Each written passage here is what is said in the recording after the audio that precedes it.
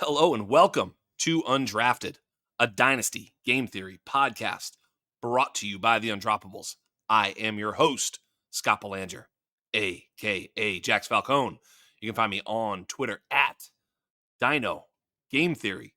This is episode number 233. Let's roll.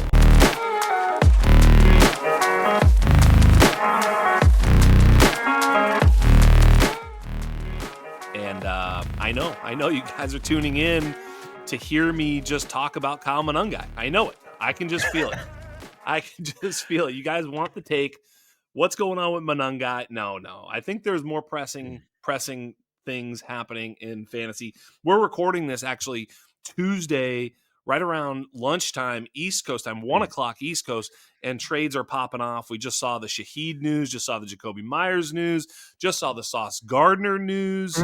Wow, we're going to get into all that, although I'm sure there's going to be more while we're on the podcast, so that'll be fun. But while this will release a couple of days or a day after those trades, it is hot off the presses for me on this program. So if we miss some stuff, well, I'm sorry. But I'm pretty excited for this show. I've got Chuck Bass or Chuck Bass. I've got them both on the show today, actually. Depending on what we're talking about, I'll bring out either Chuck Bass or Chuck Bass, depending upon the topic. But I'm pretty excited to have him on the show. He's a Twitter legend, an absolute stud. I had Ian Hartitz on a couple of weeks ago, and now I have Chuck Bass. And I'll tell you, I got to give credit where credit is due. Chuck is an absolute 100% must follow on Twitter, in my opinion. Welcome to the program, Mr. Chuck Bass. It is an honor to be here. And I have to say, it's so funny you bring up Ian, because one of my friends sent me one of the interactions you had today where somebody called me Walmart Ian Hartitz. And I hate to break the news to Ian, but apparently I'm the biggest retailer in the world. So Ian has once again been surpassed by me. Yes. Tough news to break on a show, especially on a Tuesday when there's all these other, trades and things going on. But the people need to know who's in the lead here. Yes, absolutely. Well, I still think, I feel like I'm a pretty good Twitter follow here and there. I hold no candle to a guy like Ian, and I'm pretty sure I've got to bend the knee to Chuck here in terms of Twitter excellence. There is a certain excellence that is needed for Twitter, and you've found that, my friend. I gotta hand it to you. So congrats. I appreciate that. It's come at the cost of almost everything in my personal life, but I guess I kind of knew that as I was getting into the game here. And I think the key at some point is that you start thinking in content. And when that's the case, there's like a consistency to it and an earnesty to it that I think people have really come to appreciate. So like I said, I'm laying down on my own personal life for that to be the case, but I'm helping out other people as well. Yeah, the people thank you. It's worth it. Your loved ones, they're only 2 or 3 or 4 or 10 people. The rest of us are way more numbered and way more valuable. So you're doing the right thing, really. Well, hey, when those $20 come in from Elon every month, nobody can say a damn word about it, right? I mean, it's so good. That's huge. Pivotal. I remember when I first signed up for that, and I was pretty active on Twitter. It'd be like, you earned $8.79. I was like, getting paid for this work on Twitter. Yeah, absolutely. All right. Yeah, you earned a Subway sub this month on us. Why don't you go ahead and get down there? Yeah. Can you still get a sub for under $10? I don't know. Oh, I don't know. I'm in Central Kentucky, so just about everything's under $10 here. Oh, wow. Yeah. So things are going. You can buy a 2-bedroom, 2-bath house for under $10 out there, I believe, right? Oh yeah, we're coming. We're coming for it big time. And that's even in the historical district as well. So when this ad sharing revenue comes in, we rebudgeted our entire year. I mean, we're tax bracketed up. It's going well. There we go. Well, I've gotta say something. I'm gonna go on a little rant. So if you can please oblige me, I just have something to say, and I wanted to have you on to sort of hear this and maybe have some context to this, because I've got something to say. Because just this past week, there was kind of a big event, regarding fantasy receipts. And I thought I'd clear the air on a couple of things and at least tell everybody what's going on. Number one, if you're on Twitter, you probably saw what happened. If you're not on Twitter, you could probably give a shit, but it's a good story nonetheless, so it's worth listening to. But if you're wondering, what happened, basically, Fantasy Receipts, I think, is a cool account that basically just retweets your shitty takes from the past. Like, what's the harm in that? I don't really see any harm, except I will say, if you're a baby, soft, Charmin ass weakling, then maybe this would affect you personally. So I understand that. So my apologies to any of you baby, soft, Charmin, weak ass Take a people out there. seat. My apologies. Take a seat. Yeah. Yep, my apologies. But if you have any thick skin whatsoever, Fantasy Receipts is innocent. Also, they're not really, and if they ever do go into personal attacks, I would be against that. But they really don't do that. They kind of just say, there it is. Like, they kind of just retweet it. Sometimes, I guess, it's a human being that runs the account. They probably get a little overzealous here and there. God bless them. But I don't think I've ever seen them cross a line. I also know, based off of the fact that I've encountered them and spoke to them and DM'd them, that I think if you engage them with any humility, they would probably be a little bit more willing to have a conversation. So I see all that. Let's get to the meat and potatoes. Number one statement is years ago when Fantasy Receipts came out, Kevin Masasasasazan told the world that I was Fantasy Receipts. Up from that day on, I played into the ruse that I was Fantasy Receipts. I've been saying this for years that, sure, it's me. I never owned or operated Fantasy Receipts from a moment. Never, ever. Me, personally, never did it. Number two, I never sold Fantasy Receipts because I never owned it. I also played into that ruse that I built the account up and then sold it. So it's not me anymore, but it used to be. That's also not true. That's a fun bit. And everybody who's in on that bit has fun with it. Whenever someone says something like, oh, Jax, that's since you sold it. And yes, that's fun. I also will tell you point blank here so everybody understands it. I don't know who it is. I never knew who it was. I don't know who it is. I have some ideas. I'm maybe more than 50% sure, but I don't know. So I would never say anything. And quite frankly, I think even if I did know, I would never say that either. It's not my place. They want to be anonymous, they're anonymous. If somehow I found out, I would not be the one to let it be known, but I do not know. So just laying all that groundwork so that my listeners and the people out there know, here's what happened. Fantasy Receipts got basically attacked by a person who is one of these weak ass soft Charmin motherfuckers, and started to attack other non-related, young influencers on social media who felt very threatened by this person because they were very aggressive, very rude, and it became kind of a thing. But then the thing that took it over the edge was a direct threat to the Fantasy Football Expo and that he would go, quote unquote, shoot up the expo. Well, guess what? That is when the game stopped and you crossed a line. I can't even, if I'm giving you the biggest benefit of the doubt about what that post might have meant, oh, it's a joke. Well, then it is the most disrespectful, careless, insensitive, awful joke I've ever heard in my life. So therefore, I'm done with you. I don't want to talk to you. I don't want to be around you. I don't want to interface with you whatsoever. And you're going to scare people.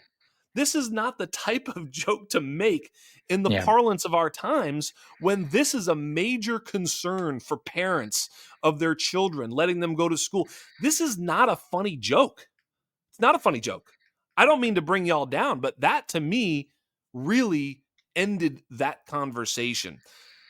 For whatever that's worth, that awful attacking joke, if it was a joke, or veiled threat or overt threat, really changed the way that Fantasy Receipts has to operate. And then you see this moron who made that thing thinking he won. You didn't win anything. You're a loser, okay? I just wanted to get that off my chest because I can't say that on Twitter because it's too much interaction and words, but I can say it clear as a bell on this show, and I felt the need to do so. call me crazy, whatever the case. Chuck Mm. Bass, Mm. your thoughts, sir? There's a lot of which ways you could go about it. I think that if you had told me when I first got into the game that at some point somebody was going to make their profile picture me and then have me in their profile, I think I would have been like, boom, mission accomplished, nailed it. There's just never been more of us owned than that. And I do love owning people, but I traditionally try to make it people I'm not in network with because Right. I really like and admire the fantasy football community and a lot of the work we Same. put in. And we go after athletes, but we go after them in like a sports funny way, right? These guys are making millions of dollars. They open themselves up to ridicule and questions from the crowd and the audience in the peanut gallery, right? But when you start directly going after, guys that are just trying to, make their way in the industry or just trying to give takes or whatever, and you start going after them in a very weird, like creepy way, that's when we get it. That's when the big dogs got to get involved. And that's what happened. Like the Navy SEALs came in and we put down the terrorists and shaboom, shaboom. I mean, like, and I get it. It's like some person who's probably like unhappy living in a studio apartment in like Reno, working minimum wage, seeing all these other people surpass him, not just in multiple lanes. You bury yourself, and I don't mind throwing a little dirt on you on the way down. Yeah, I think that's interesting. I mean, look, I can have multiple thoughts in my head at one time, which is what makes me a little bit different than some people. I actually have sympathy, empathy, and Mm, care for this person because they're mm, obviously not well. You yeah. don't make that joke if everything's going well for you in your life. And for whatever it's worth, whatever your beliefs are, I pray for him in that way, right? Mm, I hope that everything gets better for that person going forward, not worse. mm, When people are damaged like that, they damage others. And so that's kind of society. And that's why we have to pull each other up. And I'll yeah. tell you, I tried to. I went, someone actually saw a tweet. I tweeted towards this person. I said, hey, man, yada, yada. I asked some questions. I said, like, something like, I mean this respectfully and kindly or something like that. And one of Mm, my followers like, fucking kindly, you're fucking hilarious because I don't mm, talk like that. But in this particular yeah. case, I was specifically trying to drive home the point that I am not here Mm, to be combative. I'm here to be of support. And it was shunned and it was told to go fuck myself. So I get it. yeah. My attempts and others. I know other people were like, "Hey, I'm going to reach out." I basically reached out because of who he was attacking. Luke. For those who know him, I just Mhm, didn't think that was right to do that. That kid is a young kid who, by yeah. all accounts, is never aggressive to anybody. Super, Oh, he's one of the peaceful. kindest. I've met him Yes, several times. He's one of the kindest, well-intentioned, like, and just bright and fun and just a guys in the nice industry. person. You Yeah, don't need to. That's the that you just don't need to. And he didn't do anything. He literally didn't do anything, and he's yeah. not fucking fantasy receipt. So you're Yeah, just I being think an that's a prime asshole. example of why an account like this remains anonymous is because, like, I don't know, you've just got the abyss is always trying to come for those who are at the top of the wave. And I'm not talking about you or I. I'm talking about Yeah. fantasy receipts. It blew up, and the wave was riding, and a lot of people fill them with a lot of content, deservedly so. Some people are going to be upset about that, and I appreciate moments like this that draw a light on the darkness. Yep. I agree. I agree. Well, Mm, that's that. I just thought I'd let people know what happened. mm, A and B. My involvement is zero. Other mm, than I've interacted with fantasy receipts, mm, and I've interacted with this person that basically I think I told you pre-show, like mm. he's kind of been a loose cannon the whole time, but who am I to like white knight every fucking negative thing that happens? I try to lean in a little bit. I try to, Yeah, mm, entangle with the riffraff on Twitter. yeah, And, sometimes it's gotten me in a little bit of trouble, but, I think of who I am, not what I am. Who I yeah. am is going to be who I am, and what I am. I just got to be careful what you say on Twitter. Yeah. And when it gets to a Oh, I point where feel I'm that. not, I just pull out. I'm just out of there. I'm not Yeah. interested. So, You know what it reminds yep. me of? It reminds me of like a ultimate poor man's version of the guy who played Kramer crashing out at the Laugh Factory on Yeah. stage. Only, way, way beneath that. Yes. I've done collaborations with fantasy receipts, and for those who were wondering if I'm it, like I just enjoy the attention too much to be anonymous. So I got to have my face stamped on everything. Roger Goodell supports that as well. Yes. So a lot of good, fun things to come, and hopefully this just ends up being a small blip on the radar, which it is already. Yeah. He was thrown Mm, off of Twitter before for Mm, attacking people, and mm, unfortunately, this is nothing new. We'll mm, all endure. I will continue to do my best to bring some peace to the space and some levity.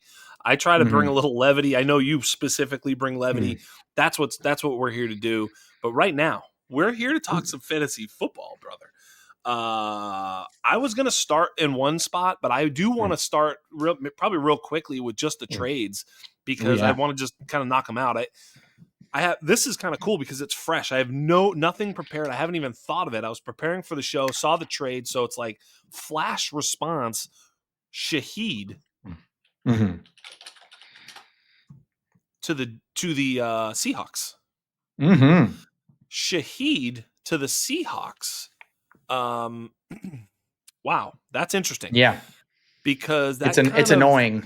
it's annoying. That's an annoying one. I don't like this Yeah. one at all. Really, yeah. Go ahead. Yeah, it's there's not you look at the Seahawks and for a multitude of reasons, JSN 79 targets, they don't have another player over 40, but Torrey Horton's coming on and they just traded for final form Torrey Horton.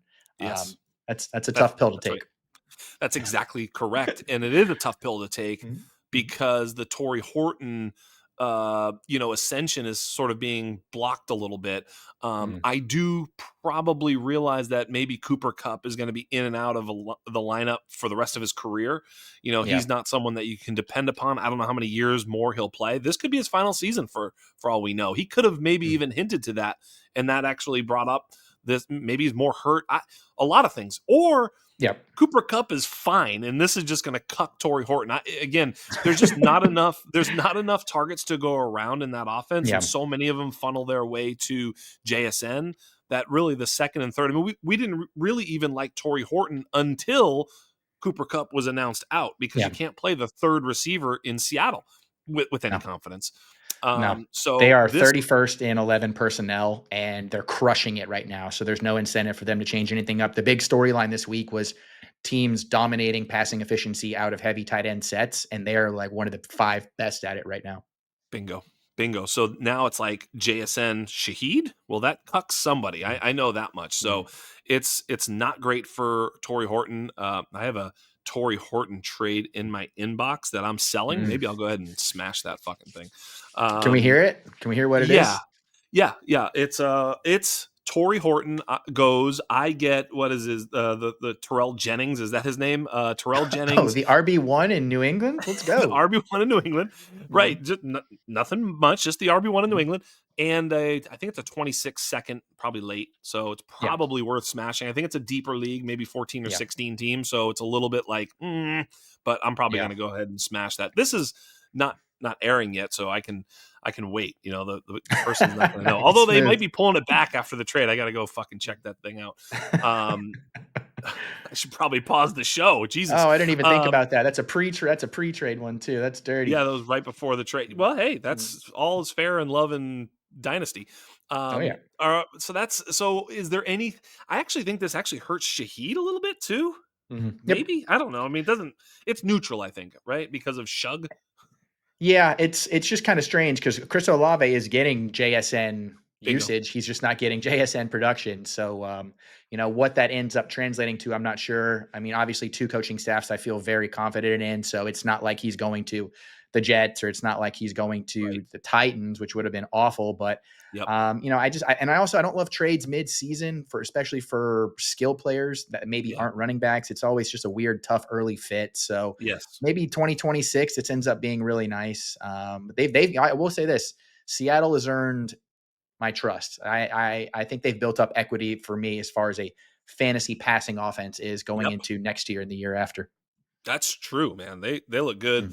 Mm, Sam Darnold found another nice mm. home. Yeah, Offered the good home, and someone did make sure yeah, he, he got taken care of. I mean, mm, there were some places that he could have gone that may not have worked out quite as well, like sure. Las Vegas. Speaking of Las Vegas, Las they go ahead Vegas, and God bless trade their them. only wide Mm, receiver to the Jaguars. Jakobi Meyers to the mm. Jaguars. I guess it's Trey Tucker's season in Las Vegas. And Always has been. yeah, I think that's right. I mean, Mm, Besh, Mm. Thornton, like, what are they? This is a weird situation in Vegas for sure. Mm. I think this is the only team without a passing option with over 50 targets. I'm pretty sure I have that stat right. And, obviously Brock Bowers would smash that if he had been playing. He's Yes. already at 40. But I mean, I feel like they're going to be coming out with a ton of Michael Mayer, Brock Yeah. Bowers, and then I guess see what you got in these young guys. But the problem, and I'll ask you this, do you think that this is a one and done year for the coaching staff if it continues on the trajectory that it's going on? That's a great question. Mm. I doubt it, actually. I think they're gonna Mm. hang this season on the quarterback and Yeah. the GM and the sort of, the Mhm. we inherited this mess. We needed a year type of thing. And I think Yeah. they're going to be able to, especially with the Pete Carroll sort of, resume, he's going to be able to sort of force his way back for another year if he Sure. wants to be back. Yeah. But I do think that that's kind of how they'll hang this. Mhm. Although they did bring Gino in, so who the hell, Yeah. but yeah, that's interesting. I wonder who's going to take Mm. the fall for this year. It's probably going to be Yeah. Gino and someone not named Pete Carroll. Yeah, it does feel like it because you look at Geno and you're like, okay, he's not a lost cause, but certainly he's not going to move your franchise in any meaningful direction right now. So what's the incentive? Like, is there more incentive to see what you have in these young guys like Jack Besh, like give Trey Tucker a little bit more of a featured role, or are they going to trust some of the veterans or just lean on the tight ends and Genty? I could see this going a multitude of ways. Tyler Lockett. Yeah, Did you see how open Tyler Lockett was on that last play of the game? I mean, yeah, they had a 5 yard radius in the end zone. Previous history with Geno, I don't know. This team could do a million things. What I know is Jakobi is in Jacksonville. yeah. He also, by the way, Gino also had, I don't remember who it was, but he had someone right on the goal line too, cutting across the middle that was wide Mhm. open with a lane to throw. I don't, he missed Brutal. he missed missed a couple guys and threw it right to Yep. that defensive tackle. Anyway, Mm. oh well, you'll lose. You win some, you lose some. Jakobi Yep. to the Jaguars, Mm. interesting because Mm. of obviously the Travis Hunter role is wide open, Sure. which is the Jakobi Meyers role now, I would Mm. assume. Probably, Mm. Walmart version though, right? Big time. What do we think about Mm. how those targets are going? Do you think Jakobi Mm. actually has an opportunity to sort of maybe you know change that narrative of switching Mm. teams just because he's kind of a no nonsense vet who's really Yeah. reliable. Yeah, I think that this is kind of like I don't know if I've ever seen one so perfect for a player that I wouldn't consider a top 20 wide receiver because Brian Thomas Jr., he's hurt with that ankle injury, might miss a couple games. Travis Hunter, he's out at least 3 more games. Diami Brown concussion, so it's really Brenton Strange on IR. So it's really just Parker Washington. So he's going to get early familiarity with Liam Cohen, with Trevor Lawrence, being on the field in 2 wide receiver sets really, really early. They've got the support of the run game, which is playing really well. ETN still he's still pretty damn efficient, and Tootin's coming on. So as long as Trevor Lawrence isn't throwing goal line interceptions or rushing touchdowns in, which he had 2 on Sunday, I think we could be seeing a little turbo boost from Jakobi here in the short term. I totally agree. I'm gonna Hmm. pause the show and accept this fucking Hmm. trade. I love Hold it. on, That's hold what it's on. I all got about. yeah. It's No, called this priorities. is a really important. Let's see Yeah. if it's an early. It's a 27 second. Let's see Hmm. if it's gonna be early or Ooh, the not. 27 class. That's a juicy Yeah, one. yeah. Well, probably gonna be a late second, but honestly, I Hmm. mean, this is a rebuilding team. How much is this? This is an interesting trade. Yeah. And Uh, that's for Horton, right? I give away Horton. Yeah. I get the Jennings and I get Mhm. the 27 second. I already have that manager's 27 first. Could be cornering the market. So if something goes wrong with that team, it is a 14 by 14 league. Yeah. 14 teams start 14, and he's a good team. So it could be as late as Mhm. essentially an early third, right? If it's the last Sure. 4 picks of that. But Torrey Horton kind of was a fourth, fifth round pick anyway. Mhm. Is he ever really going to be worth much more than a second, especially considering this trade? I say Yeah. no. I'm going Mhm. to go ahead and smash that bad boy home. Let it rip. Torrey Horton for T. Jennings. Is it Terrell? Mhm. That's his name. I'm a Patriots fan. Barely know this guy. Terrell T. Jennings. Jennings. Yeah, T. Jennings. Never heard of him. and a 27-second, accept trade, smash it home. Bingo. I did it. All right. I needed to do that. Cruising. I needed to do that before someone woke up. Mm. Building the dynasty. Moving That's right, forward. baby. Those I'm not sure if picks. we're going to keep that in the pod, in the show. I really don't care because, this is my show, but I don't care what they do. So God bless them. Yeah. Keep it in there. All right. Back Yeah. to the program. Hey, I'm not going to talk about Sauce Gardner, but Sauce Gardner for 2 firsts. You like it? It's one of those that you see it first and you're like, wow, there's just Jerry Jones CTE by osmosis affecting other owners at these meetings. But then you do think about it and you're like, this is a team that's turbo mode going the wrong direction. They need to rebuild. I think Sauce is a top 3 corner at least. I think he's having another all-pro year and the Colts need him really badly. I guess maybe I would have loved to see maybe a player or another pick, something like that, but their backs are against the wall. So I think it's just going to be a wash for me. I hate giving away first team all pros, but what choice does this team have than to just completely rebuild? Yeah. Yeah, it feels almost like a win-win. It's Mm, like, Sauce is not necessarily helping this team win games, mm, obviously, right? yeah, So, I mean, I know that he might in the future, but mm, when's that? When exactly is the future? Well, right now is their future to build for. So they went ahead yeah, and pushed forward with some first round picks. Sometimes those can be used for other marquee players, whether it be a quarterback. Maybe mm, they'll need an extra first to trade up for a quarterback in one of these drafts that sure. they finally are able to get their player, which actually will change their fortunes of winning games going forward. Maybe they could trade one of those firsts for a GM or a coach. I don't know. I'm just saying. Maybe there's some available. That's the thing about this regime is that they're so close to having it all. They were so close to Yeah. being competent because you look at their drafts, and I'm not going to recount them for everybody, but they're probably one of the 5 to 10 best drafting teams in Yeah. the league. They've got some studs and they've got them in later rounds as well. So I guess I believe in their ability, almost Howie Roseman-esque, to use these late round picks that they're probably going to be for the Colts. Maybe they're in the 20s, depends on when the crash out happens for Daniel Jones. Right. But I think that's like, if you can get 2 quality starters out of this and you get them on rookie contracts going forward, you're moving in the right direction. Yeah. I think that's right. I think that's Mm, right. Win-win. yeah. Okay. We're going to get into the actual Dynasty Fantasy Football podcast Bam. right after this. Welcome back to the program. Me and Chuck Bass. Oh, Which it's guy Chuck am I going to Bass. get? This next segment is Chuck Bass. Okay. Chuck Bass for this Yeah. next segment. Let's talk some fantasy football. Let's talk some Mm. Dynasty.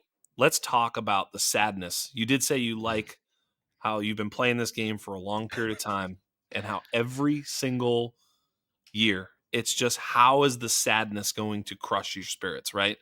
Well, It really is. Jayden Daniels is crushing a lot of people's spirits with what happened. It's one of the it's one of the all-timers, and what's really sucks about this is that I kind of felt it coming even if I didn't think it was going to be injury. There was just something super off about this team. Yeah, Not like there's such a vacuum of talent around him, and last year he was Superman, and that's kind of what led them to having the season they had. But this year, he was 22nd in EPA per play, down from 7th last year. And he's been good, I think. I just think yeah, that the rest of the team has been, single handedly supporting the pharmaceutical industry, basically. And they've got an okay to below average running back room. Offensive lines regressed, not playing as well. So when he's such a floor raiser and then he's covering up all these gaps, and then you take him out of the lineup, I think you're going to get a real bird's eye view of what this team has done from a mismanaging the offense standpoint. And I think there's going to be a lot of blame to go around. Really sucks to lose a top 5 fantasy quarterback, though. yeah. They were also one of those teams last year that had the positive side of variance every single week. They Yes. probably were a 7-9 team or whatever the case, 7-10, Mm, but they ended up just on the positive side of variance every mm, single week, squeaked into the mm. playoffs. Jayden played great, but he also played to his positive side of variance. What did he have? Like so many games where they didn't even punt. Like, you Yeah. know, seriously, Yeah. he did that. It was like crazy. Like, obviously, that's not going to be the way his career goes, where his teams never ever punt. That's Yeah. unreasonable to expect. Their defense regresses this year in a way that's like kind of embarrassing. I mean, Mhm. right now, if you're playing fantasy, it's like you target, okay, who's playing Washington, who's playing Yep. Cincinnati, who's playing Dallas. Mhm. Fire them up. Let's go, baby. Right. It's like, so Washington's one of those teams that, especially in the pass game, They just get shredded every single week. Mm. It's impossible to come back from that. It also Yeah. has this RG3 feel to it, which I can't help but sort of harken back to that. They've got this awesome electric, Mm. athletic, slender quarterback that, kind of against all odds gets there. And then the following year is just, Yeah. devastating. Thankfully, and thank God that it was his left arm, and not his throwing arm. But man, oh man, Sure. it was a tough one to watch too. Like you're like, Yeah. oh, dude, that Yeah. was the concern. That was the concern. Slender Uh, frame. Will he hold mm. up in the NFL? He's been hurt pretty consistently for 2 years now. Mm. Yeah, just too much aura to make business decisions, right? Down that Yeah, many points in the fourth quarter at the goal yeah, line. And, I get it. He's the starting quarterback. He's only played 24 games, trying to build rapport with the team, trying to be a leader, show fight in a game where they're getting yes, dusted. And I mean, this is a team that when you watch them play, they play like their most important players are Bobby Wagner, Von Miller, Zach Ertz, Marshawn Lattimore, guys who are old as balls, yeah, veteran leadership in the locker room, but Terry's not out there. yeah, He's a new face, but he's not had he hasn't been able to build any rapport with either quarterback because he's splitting time with them. Just a tough season to take for the Commanders. What is the diagnosis? I think they said out indefinitely, yeah. possibly season ending. I think it's pretty much season ending, especially when you consider the fact that we're in the Mm. fantasy football season. So for Yeah, us, fantasy season ending for sure. we've got only about 4 or 5 Mm. weeks left of regular season. Then, if you can somehow sneak into the playoffs, maybe he comes back for that. But at this Yeah, particular point, for fantasy reasons, I mean, you gotta shift, you gotta pivot. yeah. If you had a team that was kind of dominating and he's a big part of it, you might have to sell Jayden Daniels. And I'm wondering I'm in a number of group chats, whether it be leagues or, Mhm. Twitter and stuff. And whenever this topic comes up, I am noticing a generally negative sentiment around Mm. Jayden Daniels and his value. I've heard people ask on Twitter. They asked me, and I did not know the answer to this. This was kind of a tough Jackson Dart or Jayden Daniels in Dynasty. It's like, can I do that? Can I make Mhm. that trade? I'm like, Mhm. God, can you make that? I don't know if you can make that trade. I Another person said Mahomes mm, for Jayden Daniels. It's like, wow, that mm. one I feel a little bit better about, but Yeah. this is where he's at. He's starting to fall down into the late single digits in terms of value. The back half of the quarterback ones. Mm. You feeling that or That's a tricky one because I mean, Jackson Dart is playing like Jaden Daniels did last year, only he's just yeah, kind of got the frame to feel more confident about it. bingo. I just feel like with quarterback, the top assets are overrated when it comes to winning a championship. Like I have my best team right now. I have Jared Goff and Matthew Stafford, and it's my by far my best team across any Yeah, leagues. And I just, if you can get out from one of these guys for an or like a little below tiered asset and bring in another, a pick or another good player, I'm always in favor of that because I always feel like it's the easiest position to make up the gaps. I personally think that. Does the data say that? Do experienced dynasty players feel that way? You may hear different opinions, but I just feel like, especially at Mahomes too. That's a slam dunk in my mind. yeah. That's interesting. I'm gonna look at my best teams. One, I started Dak Prescott. I'm not 8-1. I started Dak Prescott and Mac Jones. Oh, So that dude, legends of the game. yeah. So that's a Baker Mayfield team. So Baker, Dak, Mac Mm, Jones. So mm, you're right yep. there. That's a 8-1 team. Um, Mm, my let's see. This one's a little bit different. This is Lamar, and mm. I've got the stack of Jakobi Brissett and Kyler Murray. So Yes. I've got the stack. I don't care who starts That's there. QB1 if you got Brissett, QB16 if you've got That's Murray. right. So you're averaging a Bingo. QB8 finish right there. I mean, my That's Scott right. Fishbowl team is Justin Herbert, Sam Darnold, and Bryce Young, and I think I'm gonna make the next round. So fingers crossed. Did you see where I'm ranked in Scott Fishbowl? I'm gonna assume number one, right? Seventh overall. Let's go. That's big Seventh time overall. Timmy Jim right there. I have been in the top 40 since week one. I have not come out of the top 40. I have Who been are your on quarterbacks? my quarterbacks, Herbert, There it is, baby. Daniel Jones, and Justin Fields. Smooth Yeah. operator. I'm into it. That's Yeah. big But I've time. got Achan, Brees Hall, CMC, Yep. Ken Walker, whatever, Mhm. that type of thing. Yep. Andrews, Fannin. I've got Michael Pittman, of course, Jakobi Myers. Like, come on, it's a wrap. Dude, Um, that's a first in, last out team right there. That yeah, is that's right. That's right. lunch pail to the max. Absolutely. Yep. We're Mhm. all there. We're ready to go. Mhm. But yeah, I think you're right. I've got an undefeated team. I think that team has I've got one undefeated team left, one undefeated Mhm. dynasty team left. That's it. I had Yeah. two, but I lost one this week. That Mhm. undefeated team has Lamar, Mahomes, and Dak. So I guess there's one with some top end quarterback play. Yeah. But yeah, I think you're right. I won a lot of seasons with Kirk Cousins in my lineup, and he was not Mhm. never a top quarterback. So I think that's right. Yeah. So you're probably then okay selling downward off of Mhm. Jayden even a little bit further than some dynasty managers. It sounds like. Yeah, just because, like you said, the frame, the injuries already piling. I mean, he was already dealing with several injuries coming into this game. And I get kind of just a weird feeling about the team, about the offense, about the direction they're heading. I don't think they're gonna like bottom out or anything like that, Yeah, yeah, but just they make a lot of decisions that I don't think prop him up into a Lamar, a Josh Allen, Jalen Hurts. I just don't think he's getting the organizational support yeah. to get him in that category.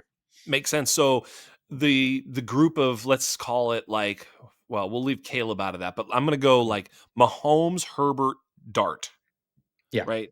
That's almost like a little bit of a tier for some. I know some have Mm. Mahomes higher than that, but whatever. We'll just Yeah. call those guys there. Would you trade, if you're a contender? Would you trade Jayden straight up for any three of those if you're a contender?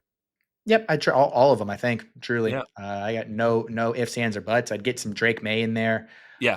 and Well, then yeah. there's just and that's probably where the limit gets to if I'm just going straight up.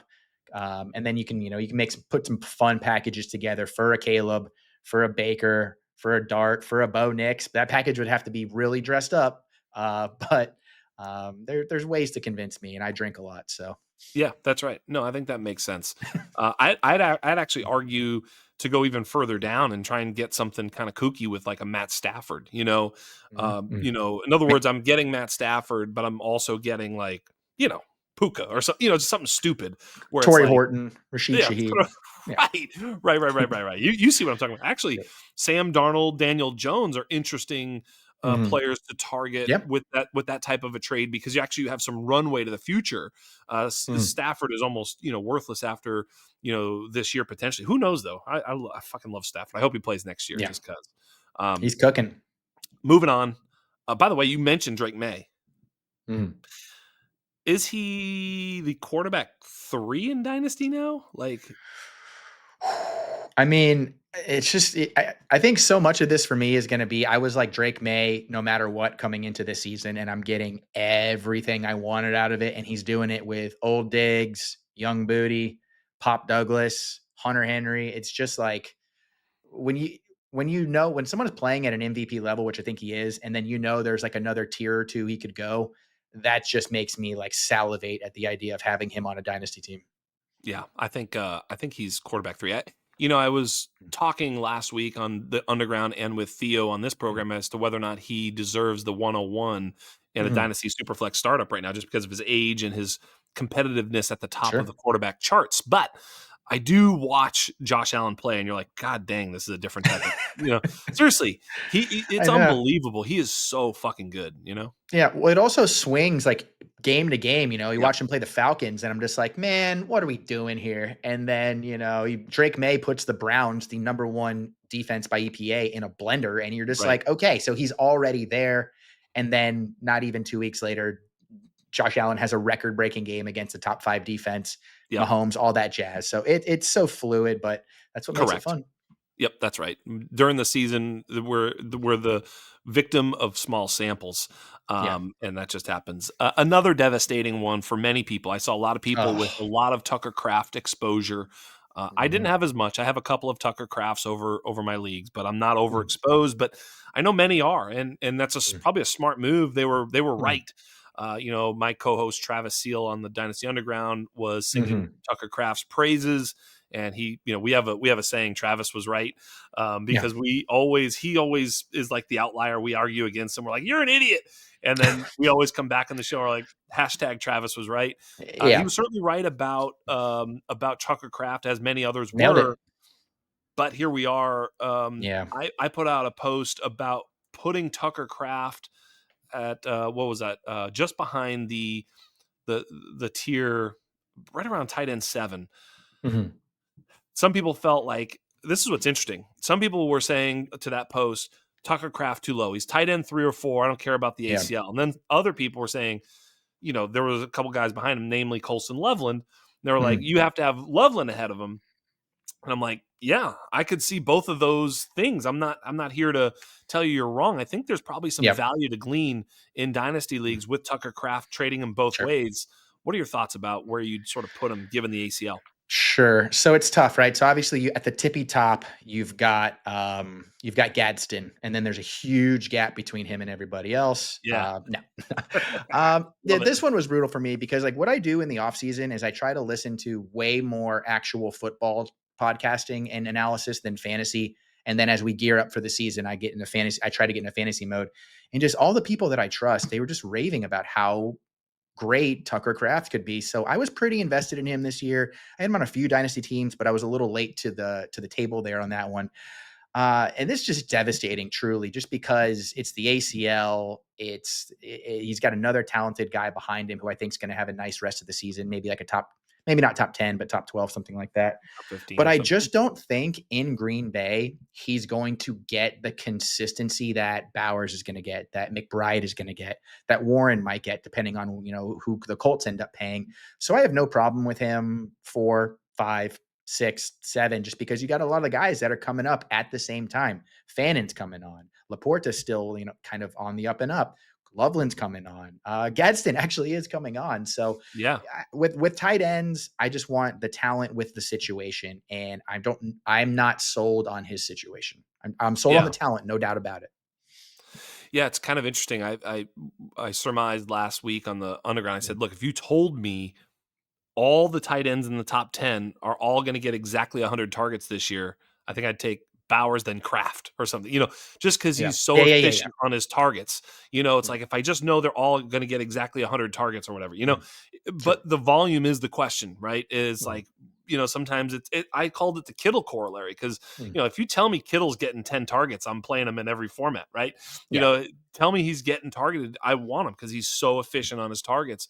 It's just that offense in San Francisco runs a certain way, and Mm. we see some peculiar things in Green Bay as Sure. well. Although I felt like that tide was turning. I think a lot of people did, because he was just so awesome, was Tucker Yeah. Kraft, that he was starting to sort of change that narrative. Like, hey, maybe he's our wide receiver 1. Maybe he's Yeah. our Trey McBride. Now, obviously, it's going to be at least a year. Hopefully, he'll be ready Mm. for season opener next year, but that's not for sure. Certainly hope so, but Yeah. so that's the other thing. That's the reason why I would be sort of open to Mm. Loveland and up. So Loveland, Fannin, Laporta, Mhm. Gadsden. I'd be open to any of those guys, especially if I'm a competing team in a tight end premium where that's very valuable. Sure, Yeah. I'd make that trade. Would you? I think I would, because like my biggest fear here is that the Packers retool their offense and LaFleur is a smart coach and they're actually successful at whatever they do. Sure. And my dream scenario is that they lose every game from the rest of the season. And it's like, we need Tucker Kraft back so Right. badly. The funky one here that I'll pitch back to you. Yeah.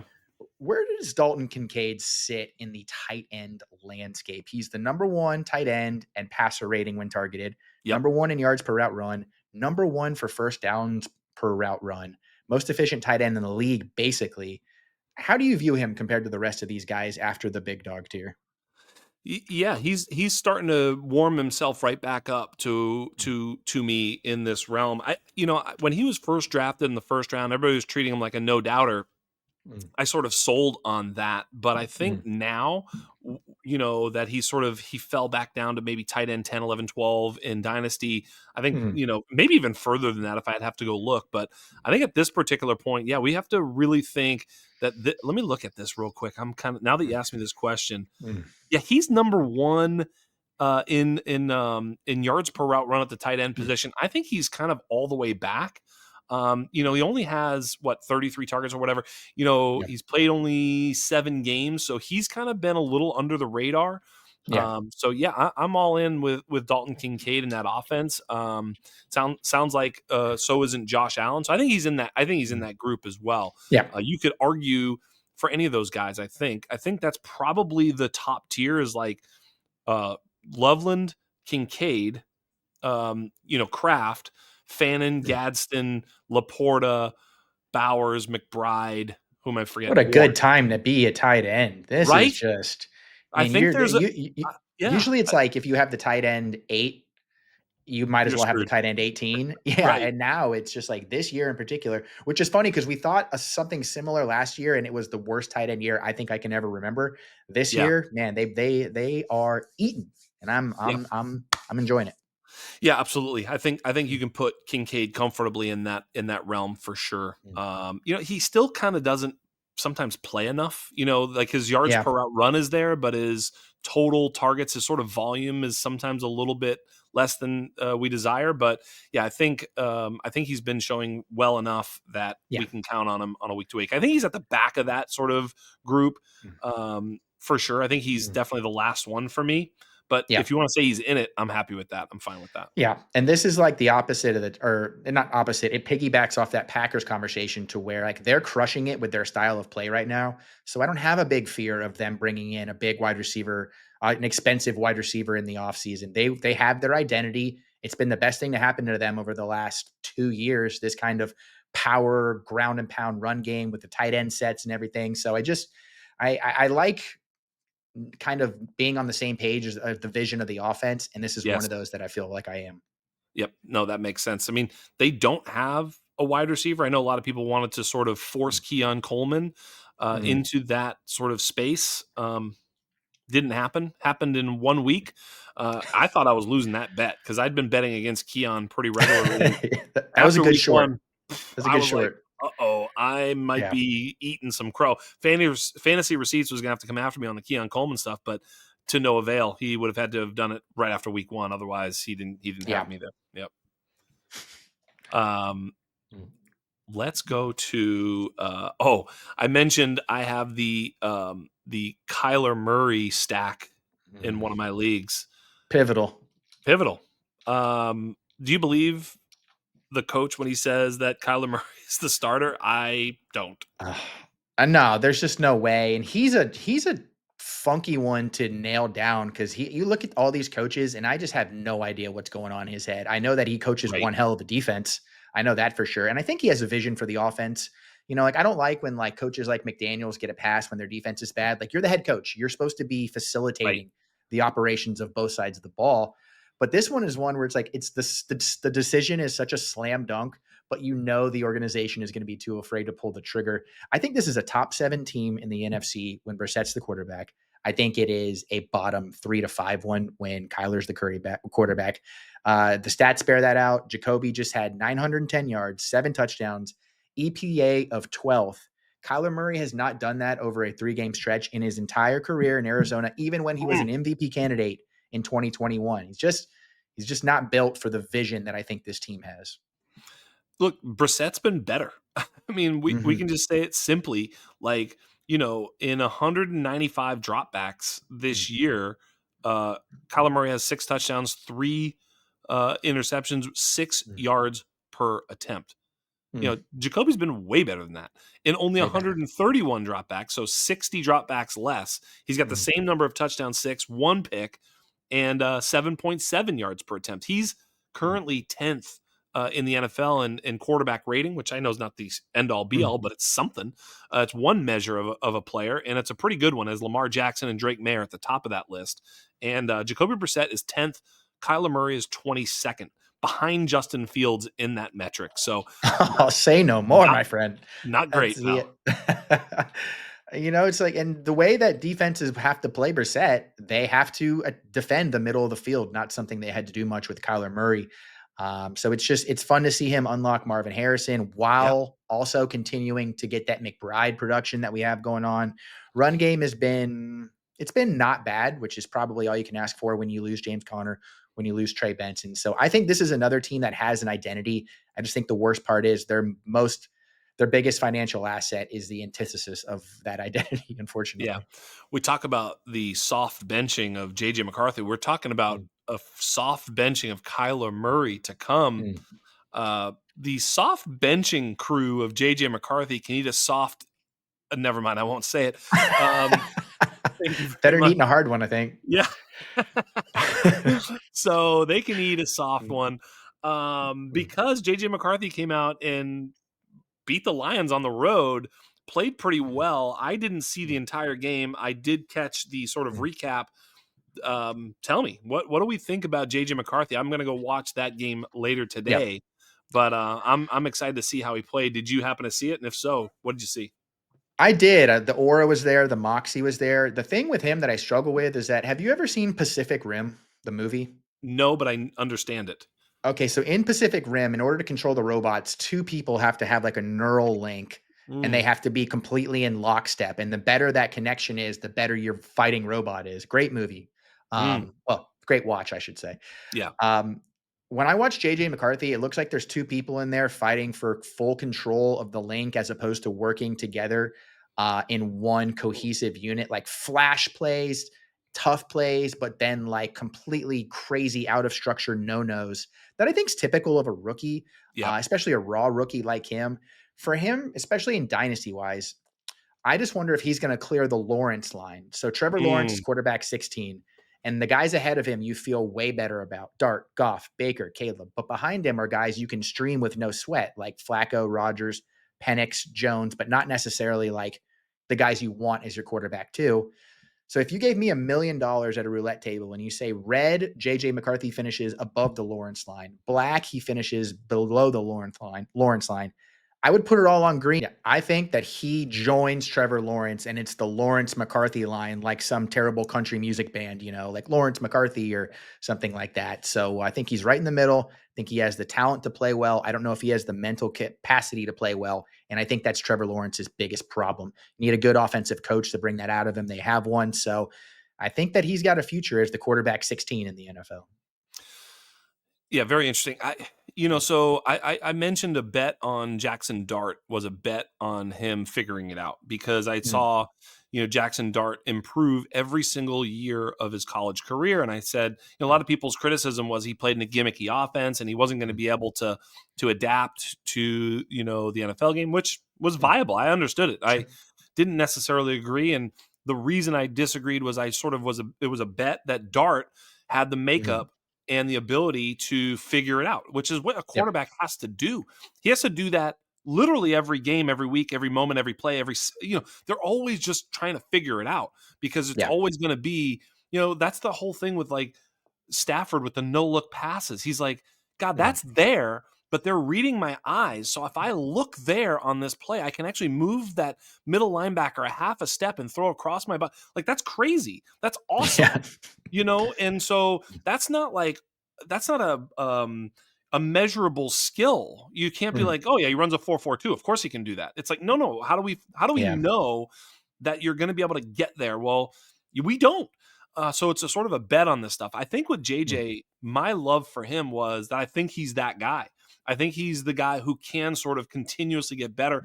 He's been yeah. a winner everywhere he's played, high school, college. Mm, Every time he's on the field, he's winning football games. Now, obviously, in the NFL, it's a whole new level, and it's not so easy to just come in and win ball games. You need yep. more than just that. But I do want to make a bet on JJ McCarthy that he's going to be the guy who figures it out. Of course, Mm. I said that about Trevor Lawrence too, so I'm eating that one a little bit. But I Mm, backed off of Trevor, more and more as time has gone on, obviously. And at this point, I think it may be Jover for yeah. Trevor as a real quarterback in the Yeah. NFL, a top tier quarterback. Yeah. Is that right? I mean, we've seen so many recurrences, whether it be Sam Darnold, etc., Baker Mayfield, all of them. Yeah. It just feels different with this one, doesn't it? It does. And there's something I think because you're given it so often with him. It's not Yeah. like You get a little bit of it, I think, in every game from Trevor Lawrence, which is the depressing part. Like Jared Goff, I think, is the best recent example of like he went from just completely being told what to do to Yeah. knowing what he should be doing on every single play. And you can't really say. I mean, McVay was an amazing coach. Dan Campbell's an amazing coach. So Yeah. what happened here, right? What was the click? Trevor Lawrence has a great offensive mind now. Is that going to next year? Are we going to see? Yeah. Is he going to be able to go 5 games without me going, Jesus Christ, come on, man? Right. Kyler Murray is the worst example of this. Kyler Yep. Murray, it looked like he was going to be there, and then it just all went away. So I think JJ McCarthy will fall somewhere closer to the middle or towards the Jared Goff side. If that's a wide canyon to get through, then he Sure. will like a Kyler Murray type, but it is in the cards. Yeah, no, I think that's well said. I mean, we've talked about this a million times on this program, Mm, which is when we talk about quarterbacks, there's the mm, sort of the double sided coin of like, okay, fantasy viability. Okay, that's like the example would be Justin Fields or Anthony Richardson. mm. They're fantasy viable. All they have to do is be on the field Yeah. and they're fantasy viable. But the other side of the coin is NFL viability. Do Mm, these players actually help NFL teams win football games at the quarterback position? If yeah. answer yes, other answer doesn't matter. You know what I mean? Mm. In other words, you Bingo. have to be able to be, NFL viable in order to be fantasy viable, not the other way around. And so Yeah. a lot of times we look at it and say, well, this guy's got huge upside, the rushing thing, blah, blah, blah, blah, blah, blah. Same thing with Jackson Dart. Look, if he was just a train wreck out there on third down, it's Yeah. a time it's a stopwatch waiting for it to end on who's replacing your ass because you can't convert Mm. third downs. And so that's the NFL viability. But you get my point. So I think Oh, yeah. with JJ, it's like he has to sort of clear this bar that says, no, no, he's good. He's good enough. I Mm. think if he can do that, I think he does have a lot of fantasy viability because he's fucking Yeah. athletic.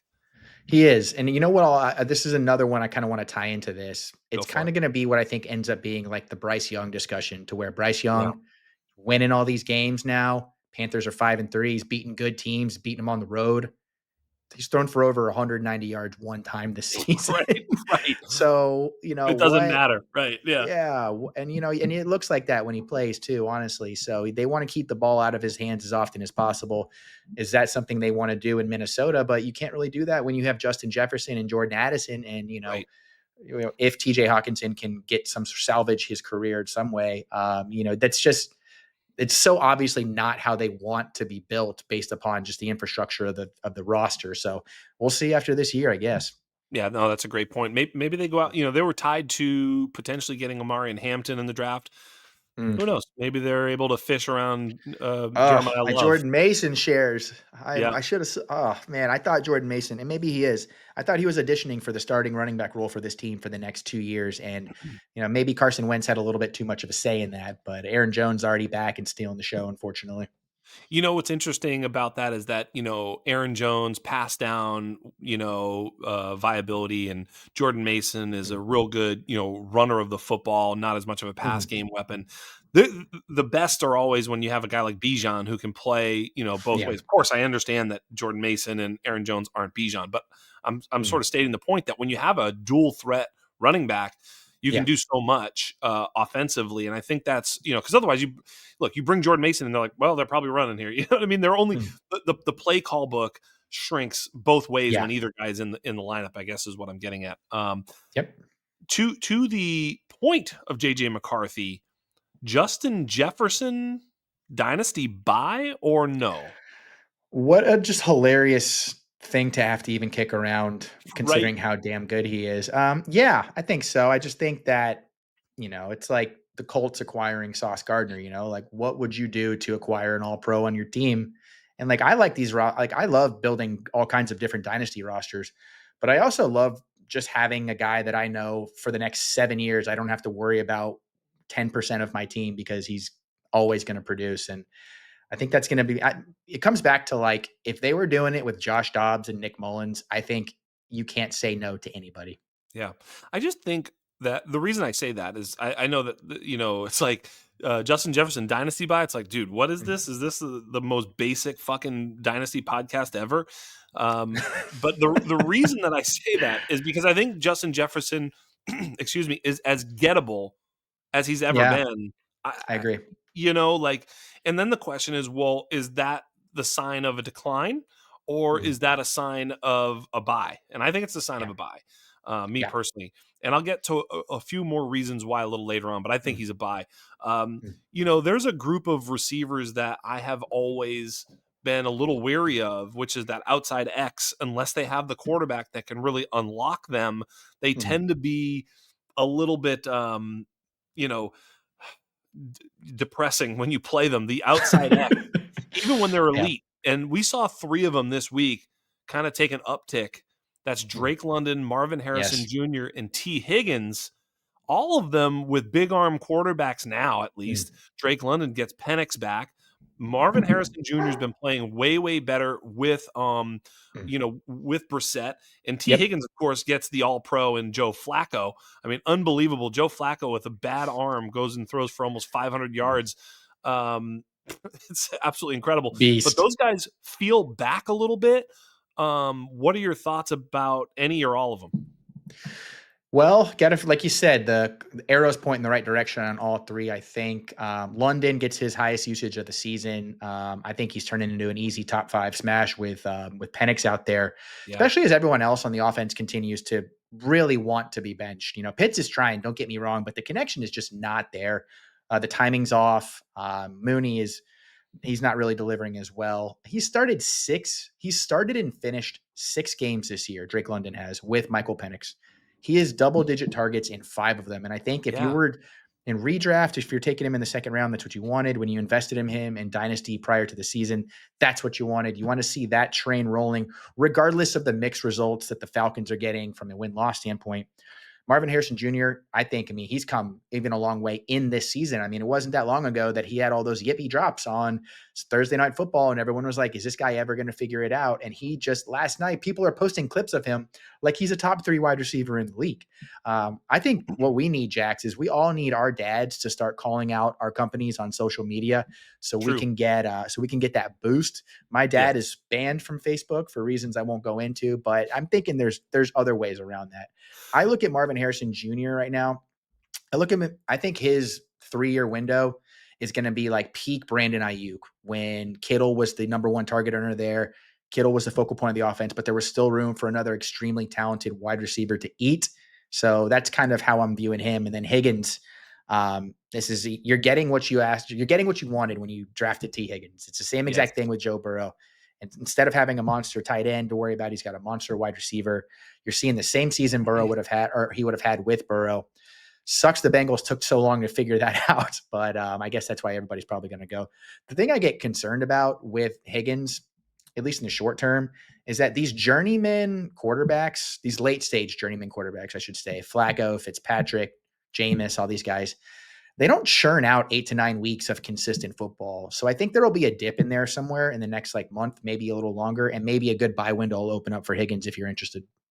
Yeah, I think the interesting thing is, like, it's sort of you can throw George Pickens into this group of Mhm. wide receivers as well. There are others, Roma Dunze, we'll talk about in a moment. But, like, George Pickens is the classic example. Last year, he had, uh, Justin Fields, and there was a number of games, and I've mentioned this on this pod before, where they'd have single high safety, George Mhm. Pickens on an island.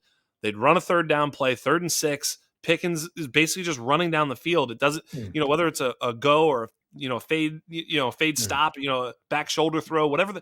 It's single coverage. Whatever he's running, he's open. He's single Yeah. covered down the sideline, and Fields would eat that ball. He would just not throw that throw. He Yeah, just he wouldn't. would. He just won't throw that ball, Yeah. and that affects those players. And Mhm. Kyler Murray was affecting Marvin Harrison Jr. We've all known that. Yes. This is not a secret. This is not like I'm breaking ground.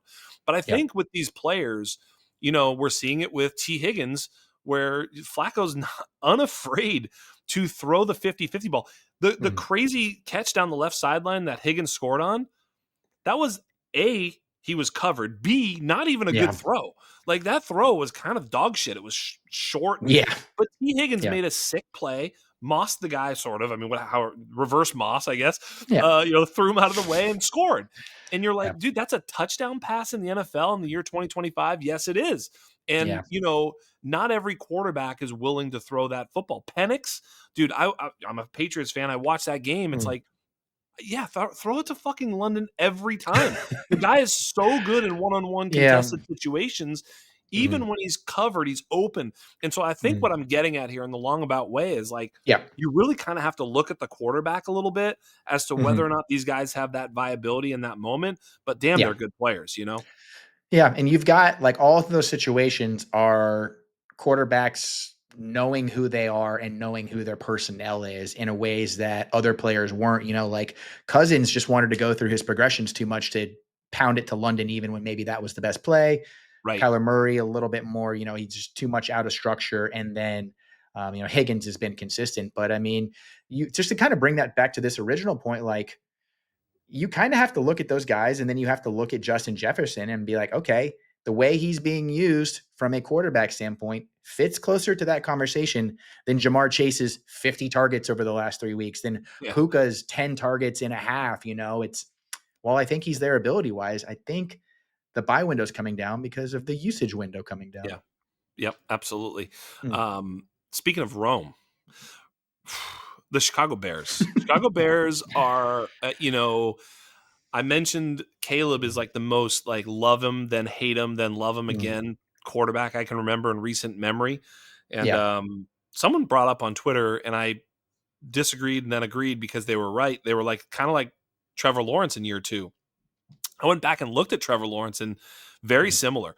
Like I think this year Caleb has 8 games, 4 of mm, them in the top 10, and the other 4 outside the top 20 finish at quarterback. Like checks just out. 4 awful games, 4 outstanding, and 2 quarterback 1 Yeah. overall games this year, where he was the number 1 quarterback of the week twice so far this season. But yet, he's like I think the quarterback 8 or 9 Yeah. overall. Just a very up and down situation where I feel like we can't trust Caleb, but then just when I feel like I can't trust Caleb, and I say that on this program, he just dunks on me and he's the quarterback 1 Mm, overall, and they win in amazing, inspiring fashion. mm. But yet, even when they did that and scored 47 points, Rome lays a goose egg. That is hard to predict. Yeah, and I think the more I start looking at like the splits in these games and when who's on the field and who's healthy and what they're doing, I think that like Ben Johnson, when he figures out something works and he can do it, he's like, okay, now I know I have that for later or next year or something. Let's see what else we can get away with. And so I don't think we're seeing like consistency and spamming of any of these players, even though it's possible. I think he's just trying, it's like tryouts almost, like big Loveland game. Manungai gets a ton of rock. DJ Moore gets way more involved than he has been in different ways than he had been involved too. So I think there's a part of this that and you know what? Rome had a tough matchup. DJ Turner for Yep. the Bengals has been erasing people all season long. So he had 10 targets the week before. I don't think it's a Rome thing. I Right. think it's I agree. just Caleb's an inconsistent quarterback, and you have a head coach who is trying to know who his team is and who his offense is. And I think you're just going to get weeks like that, unfortunately. Yeah. That makes sense. Mm, Loveland looked great. I mean, we mm, sort of talked about him a little bit. I know I sort of equated Loveland to Kincaid when Kincaid was having to sort of contend with the Dawson Knox playing mm. time. I Yeah, that's a never good one. felt I never felt like Dawson Knox was better than Kincaid, but he does kind of limit his upside Yep. because of the way they play in this 2 tight end sets, etc. Where Knox sort of gets some of the blocking assignments over Kincaid when they're in Mm, single tight end. Same sort of thing here with the Komet and Loveland situation, but Komet may be out. Obviously, mm. that bodes well for Loveland. Didn't bode as well for Kincaid last year when Knox was out. We were all waiting for the Kincaid blow up, and it never really happened. Yeah. Although it's happening a little bit this year. Long Mm, story short, I wonder. I think Loveland is probably a better prospect than Kincaid. mhm. Um, I think that's fairly safe to say. Yep. And in this offense, I think there's a little bit more upside given, that Josh takes away some of those red zone opportunities where I think Loveland's going to have more of them in this offense. Yeah. Really wheels up for Loveland, eh? It's got to be. And, we get to see, a lot of times, like you mentioned, how much jockeying for usage is he going to have to do with Cole Kmet? Well, Cole Kmet left the game with a concussion and might be out for week 10. So Yep. we are going to see like, hey, you can take the baton here if Yes. you're if the fantasy gods, the NFL gods, the quarterbacking gods say it can be so. He cleaned up a lot of stuff, right? His run blocking looked good. This is a guy that we all thought was a ridiculously talented receiving option. He just needed the targets, and he finally got them because they played in the game of the year. But I wonder how high we're all feeling, or not high, how orgasmic I'm we're all feeling pretty feeling, high. if I can say so. There we go, highness, orgasmicness, drunkenness, whatever it is. 30 Euphoric. other defenses, euphoric. Thank you. God, You're welcome. the 30 other defenses make that tackle. So if a 26-point game is closer to Right. like a 14-point game, Yeah. I'm wondering if the Loveland over Warren crowd isn't beating their chest as big. But I Yeah. mean, there's room at the fantasy table for all of these guys. They invested a 10th round pick, a 10th overall pick in this dude. I want to see a second half post buy, all that jazz Yeah. breakout. I know the buy was already a few weeks ago, but Yeah. I just want to see the identity of this team coalesce. And I think Yeah. that he's probably the focal point of that because we know how good Rome is. We know what we have an idea of how good the running back room is. Quarterback's the big play and all that, but let's get Loveland involved. Agree. I mean, I think a stud tight end is such a gift to a quarterback. I mean, Lord knows I played the position quarterback. I played a little tight end over the years too, but I was a quarterback. And you know, Versatile. well, hey, when you have a tight end, it's just it's so comforting to know because they're generally mismatches. I mean, I know obviously at the high school level versus the NFL level, it's a little bit Mhm. different, but it's not that much different in the fact that if he's that much better and more athletic, he's just Mhm. going up against guys who are really more run defenders or at least not elite cover players. And if they Yeah. are elite cover players, they're smaller. So it's Mhm. kind of like they can present a mismatch in so many different ways. And Loveland's certainly that type of player. He's really Mhm. great at the catch point, super athletic, very good in space, like really, really awesome player. So I'd love to see him get Yeah. a little bit more going forward.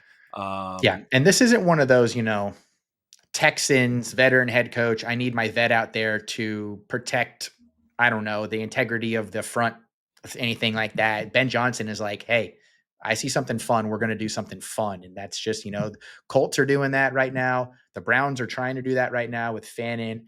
The Chargers are doing that right now with Gadsden. And hey, like I said, there is room for one more. yeah. Okay, we kind of got off the big wide receiver X position, and we got away from it. I want to go back to it with one Mhm. final one. Brian Thomas Jr., right?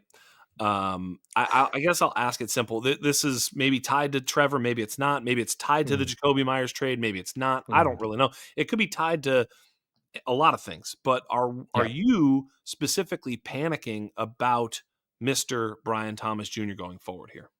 Yeah, I would go so far to say be like full on panic, like I life alert. My friend is calling the authorities. They're worried about my mental health, like that level of panic.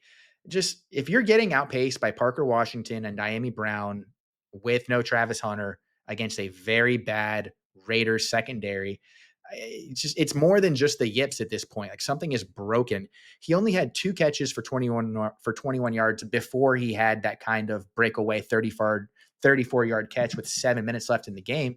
So it was another nothing burger for him from the most part. Mm, And then on top of that, possible high ankle sprain. So like even when there's a little bit of light, there's way more dark. And then like Trevor Lawrence he's just hasn't shown the want to hyper focus in on any one player. And you know what, Brian Thomas Jr. has given him reason not to do that with the drops and with the route running this season. So Liam Cohen has no choice but to get this offense pushing in the direction it needs to go. And unfortunately, right now, Brian Thomas Jr. doesn't seem to be the key to unlocking that. yeah. No doubt about it. He's not been as good in any way, like Mhm. earning targets, even yak. I mean, nothing. Yeah. He's got look, he drops almost 20% of his catches. He's got an 18.9% Mm, drop rate at this particular point. He's 33% on contested targets, which is all just awful. And those mm, are him, you know. yeah.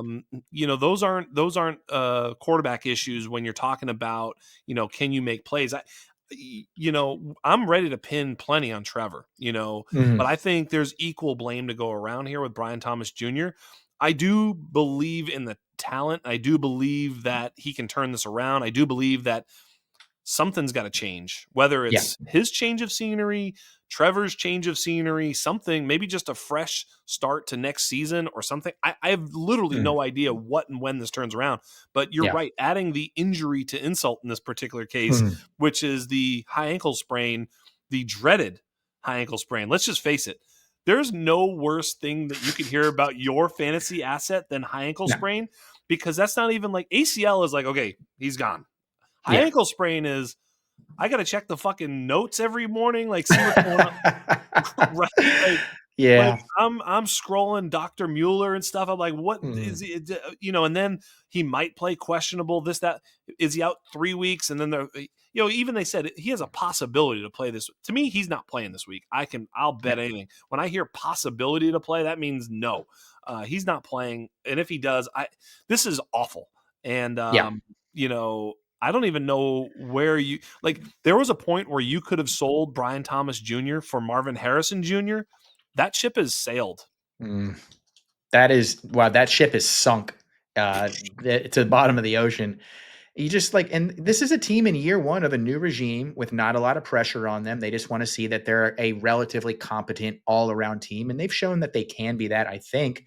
So when they're trading for Jakobi Meyers, I think that says way less about the injury health of the wide receiver room and more about, like, I need a professional veteran in here that's going to run the routes I call, that's going to catch the passes that are thrown his way, and kind of it almost feels like a flex by because like the GM and the coach of this team are very much in lockstep. Or not a flex, that's the wrong word. It almost feels like sending a message, and that's the last thing you want for the season Brian Thomas is already having. Yeah, for sure, for sure. Mm, mm, Well, I want to kind of go in a different direction. mm, We've talked about some negatives, whether it be mm, Trevor and all this stuff. I want to go to some actionable advice for our dynasty listeners, because mm, here's what time it is. I can tell you right now, in many of my leagues, I'm either locked into the playoffs, basically not clinched, but virtually mm. clinched, or I kind of know how things are going to go in general. There's a couple of teams that are on the fence that might get in, might not get in, but nonetheless, I'm kind of either in this to win it or I'm not. Well, look, if you're a rebuilding team, go trade for Tucker Kraft, go trade for Yeah. Jayden Daniels, go trade for excuse me, all these injured guys, Mm, Malik Neighbors, sure, go for it. Trade your performing guys for guys that aren't going to perform this year, but that'll have higher value than the guy you traded away next year. Very simple. It's very easy to do. Trade Marvin Harrison Jr. for Malik Neighbors. If you can get that done, go do it. mm. So yeah, those sort of explain themselves for you non-competitive teams out there. Easy. Um, but what about the teams that are going for it? And I looked at some of the schedules, some of the teams that down the stretch have some really juicy schedules. One of them, starting at the wide receiver position, is the trio of JJ, and Addison. Mm. Minnesota Vikings down the stretch have an amazing weeks 14 through 17 schedule. That's one of the reasons I was asking if Justin Jefferson is a buy. If JJ McCarthy can kind of get everything moving in the right direction just well enough to kind of be competitive as they were in this last game where things are just kind of operating. I think Yeah. once they get to those weeks, they'll be humming, because those weeks are very, very soft. What do you think? Yeah, I think that they're beautiful, and you're gonna have, let's see here. 2 of the last 4 are going to be in a dome. And you're going to have teams that I think are going to be legitimately bottomed out by that point of the year, especially if you're looking at, Washington, which is our Yeah, Washington, all of Washington's injuries, they're not going to have been recovered by week 14. right. Dallas, I mean, I will say breaking news, Dallas traded for Quinnen Williams, Jets Wow. defensive tackle, as we were recording this podcast. Wow. However, I don't think that's going to make too much of a deal this season. Like a lot of pundits said, not one player can fix this incredibly broken Dallas defense. So that's a juicy matchup. Giants as well. And then, week 17 in Detroit, that has shown to be a fireworks game. He's already played them. Now Home he gets against to play them at Detroit home. too. Yeah, home against Yeah. Detroit. Yeah. So I Yeah, I think love that, that. yeah. I And you love know that. what's fun about that too is you kind of get to be a little battle tested leading up to that, right? You get the Packers, you get the Seahawks, you get the Ravens coming up this week. So it's not like cakewalk into la la land here. It's like you're going to learn some lessons, you're going to learn some hard lessons, and you're going to be able to apply those lessons against the bottom of the barrel defenses in the league. Yep, absolutely. And Mm, to the extent that the, Green Bay, Seattle, and Baltimore are good mm. defenses, they're a little bit of pass funnels. Certainly Yep. easier to Yep. pass against than to run against. So it's going to open Mm, up some opportunities to throw the mm, football, and I think that's what is going to happen. So yeah, I'm with you. I think you got some, and of course the mm, Washington game. I mean, if you're trying to get into mm. the playoffs, boy oh boy, home against the Washington football team in Week 14. So Dreamboat. yeah, absolutely. So Mm, that's why I was kind of excited about whether it be Addison or mm, JJ McCarthy, actually, or mm. Justin Jefferson. I think all could be, buys going Yeah. down the stretch. I suppose if you're listening for redraft, they could be buys going down the stretch. Certainly Mhm. Justin Jefferson, especially in redraft. Actually, that's Yeah. an interesting buy right there because he's really easy to acquire there. A lot of people have FOMO in Dynasty. They're like, dude, I don't want to trade Justin Jefferson. And next year he's fucking awesome, and I'm an idiot for having traded. But in redraft, guys are like, nah, he's not doing shit. I'm just going to trade him for whatever. So I think that's actually some real actionable advice. Addison is that sort of guy that has been performing at a high level. All he needs is some competent quarterback play to kind of get there as the second Yeah. banana down the field.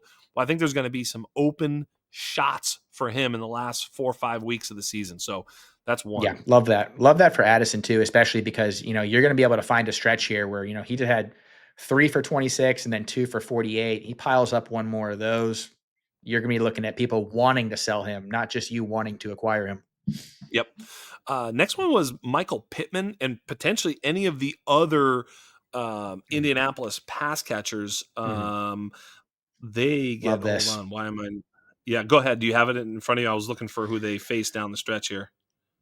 Yeah, so just from like the home stretch there, you've got Texans, which I Yep. thought would be brutal, but we just saw Cortland Sutton put Derek Stingley in a body bag, and I think Michael Pittman's the kind of player that could do that as well. And then you get Jacksonville, Seattle, San Francisco, and Jacksonville again, and 3 or Yep. 4 of those. I mean, Jacksonville twice, and then San Francisco. Yep. That is just like the bodies are piling up for these defenses, and we're talking Yes. about an offensive scheme that can take advantage of anybody when they're not turning the ball over 6 times. Yes, totally, totally, totally. Yeah, the twice Jacksonville and in the Mm, championship weeks, 16 and 17, you get mm, San Francisco and Jacksonville both at home for the Colts. mm, That team should be still needing to win, mm. especially considering they just lost this week. Actually, that loss makes those games probably matter even more as Yep. New England could keep pace and others.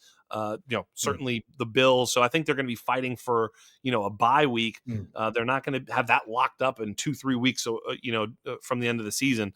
So Yeah. yeah, they're gonna they might even need to fight harder than that if they lose a couple games down the Mm, stretch. They yeah. do have some tough games at Kansas City against Houston. So yeah, that team should be an Mm. interesting stretch run. I mean, Go ahead. we brought up, we're talking about Pittman real quick too, and really any of the weapons. And I'm glad you said any of the weapons because my Right. guy, Alec Pierce, if you Yeah. can't get Pittman, if you can't get Downs, go get Alec Pierce. 28 Yep. targets the last 3 weeks, tied for fourth amongst all players at the position.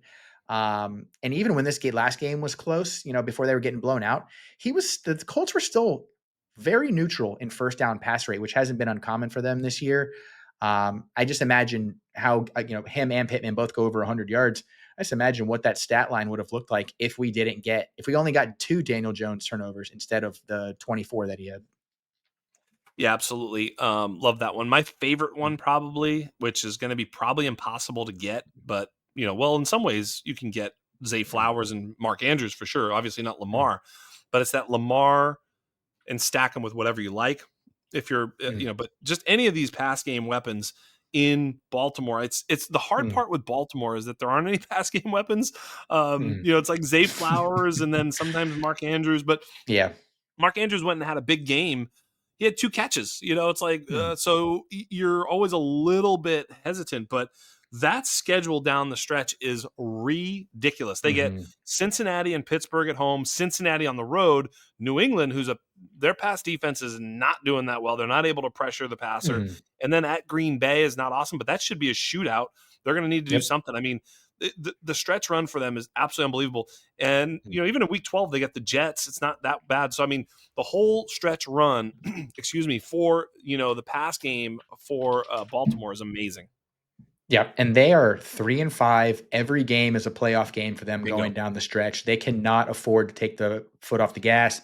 And you're going to see them play Cleveland in Cleveland week 11. I would love to know what the weather is for that game. That could be a slugfest. That's your bye window because then you get the Jets who just traded away their 2 best defensive players Bingo. right after that. And I mean, you're going all the way through. And then the good teams they play, like you mentioned, probably still going to be jockeying for playoff spots as well. So everybody should be full go, bring in their A game, lights, camera, action. Exactly. Yeah, the shootouts against New England and Green Bay, Mm, who again, if they do anything, they stop the run. New England hasn't, I don't think, allowed a 50-yard rusher yet this season. So they stopped the run, but they just mm, allowed Drake London to catch 3 touchdown passes. So that tells you what, yeah. you can say, oh, New England, no, they're pretty good defensively. It's like, no, they're not good against the pass. And Mm, same thing with Green Bay. They do give it up in the air as well. So, mm, some of these teams, you got to know how they're good.